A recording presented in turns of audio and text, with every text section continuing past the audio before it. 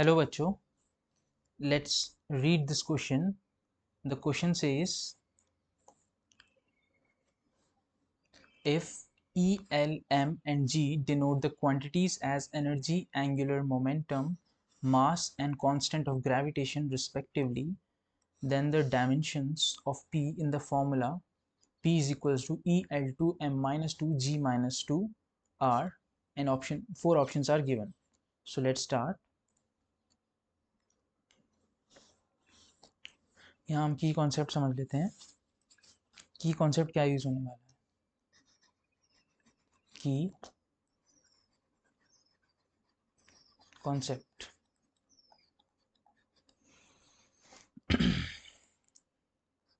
की concept है the calculation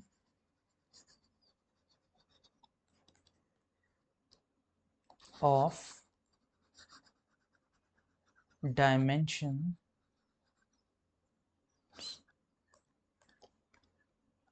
are similar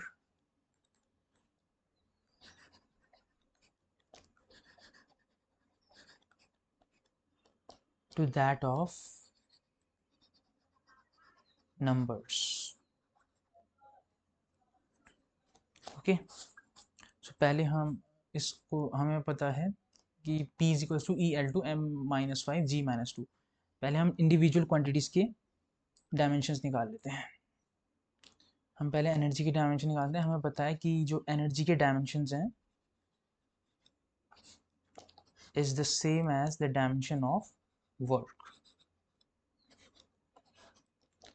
हमें पता है कि work is equals to force into distance. So force की dimension है, force की dimension है m l t minus 2 और d के डायमेंशंस कितने हैं, डिस्टेंस के डायमेंशन कितने हैं, एक्चुअली में l. तो वर्क के डायमेंशंस कितने होंगे, वर्क के डायमेंशन इस यहाँ पे यूज करेंगे is m l t minus 2 l, जो कि आएगा m l2 t minus 2. इसको हम इक्वेशन 1 ले लेते हैं. अब हम नेक्स्ट को रिजॉल्व करते हैं. हमें अब l को रिजॉल्व, अब हमें l के डायमेंशन निकालने हैं, l यानी कि एंगुलर मोमेंटम. तो एंगुलर मोमेंटम l यहाँ मैं लिख देता हूँ. एंगुलर मोमेंटम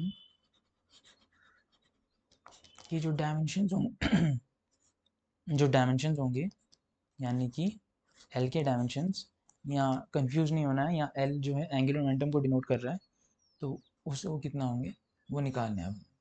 वो हमें फाइंड करना है. हमें पता है कि angular momentum l is equals to r into p, where r is the distance and p is momentum. Okay, so p के डायमेंशंस क्या है, मोमेंटम के डायमेंशंस, यानी हमें पता है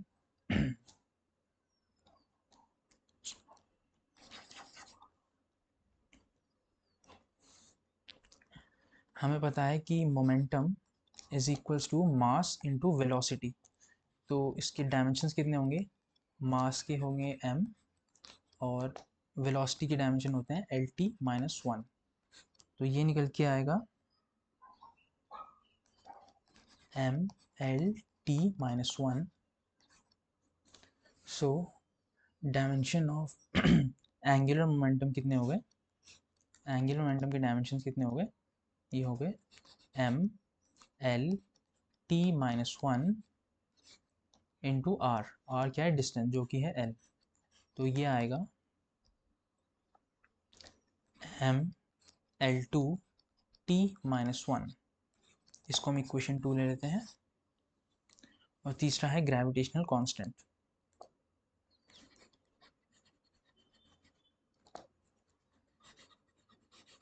ग्रेविटेशनल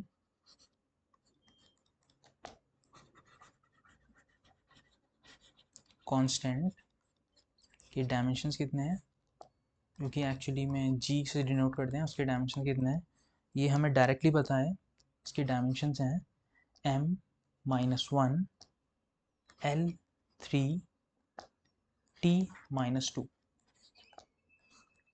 इसको इक्वेशन 3 डिनोट करते हैं। हम अपने फॉर्मूले पे जाते हैं जो कि क्या है, P equal to EL2 m-5। तो हम यहाँ P के डायमेंशंस निकालने हैं हमें, जो कि है EL2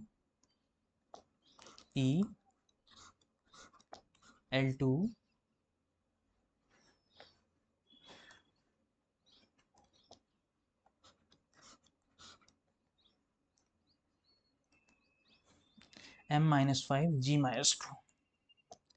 m-5 G-2।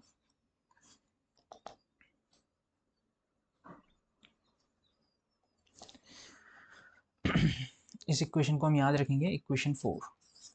ओके, सो ई के डायमेंशंस हमें पता है। अब ई के डायमेंशंस कितने हैं, इक्वेशन 1 से आए थे, जो कि कितने थे, इक्वेशन 1 से आए थे ml2 t-2। ओके, L2 के डायमेंशन L2 m, और L2 के डायमेंशन कितने हो जाएंगे यहाँ पर, ये हमारा इक्वेशन 2 को यूज़ करेंगे, तो ये हो जाएगा m2 L4 t-2। ओके, और यहाँ पर G-2 के डायमेंशन कितने हो जाएंगे, ये हो जाएगा m2 L-6 T-4। क्योंकि ये माइनस की पावर थी, तो यहाँ पर सारे साइंस चेंज हो गए हैं और हर एक पावर 2 से मल्टीप्लाई हो गई। ओके, सो हमारी जो इक्वेशन 4 है वो क्या बनेगी,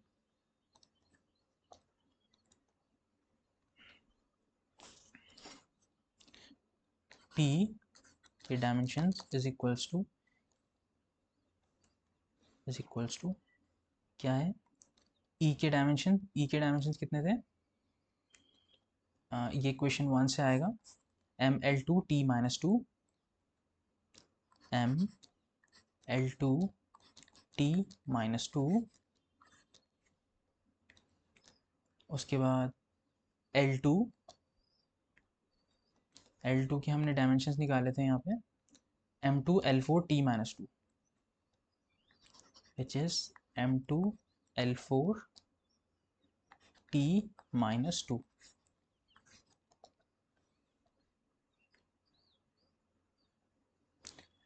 साथ में m-5 जो कि हमारा मास है, ये आएगा m-5, और जो हमारा ये है लास्ट बचा है G-2, इसके डायमेंशन कितने थे, ये m2 L-6 t4।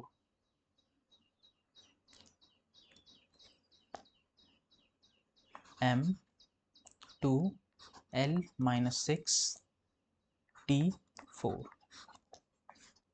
अब इसको हम यहाँ पे सॉल्व करेंगे, m की पावर कितनी होगी, 1 प्लस 2 माइनस 5 प्लस 2, L की कितनी हो गई, 2 प्लस 4 माइनस 6, और T के कितने हो गए, -2 प्लस 4। तो यहाँ पर क्या होगा, 2 + 1 3 + 2 5, यानी 5 से 5 0, तो m0 ये भी 0 हो जाएगा, L0 और ये भी 0 हो जाएगा, T0। तो ये हमारे P के डायमेंशंस। सो तो करेक्ट आंसर क्या है, option A, m0 L0 T0। Okay, so the final answer is option A. Hope you understood it well. Best of luck.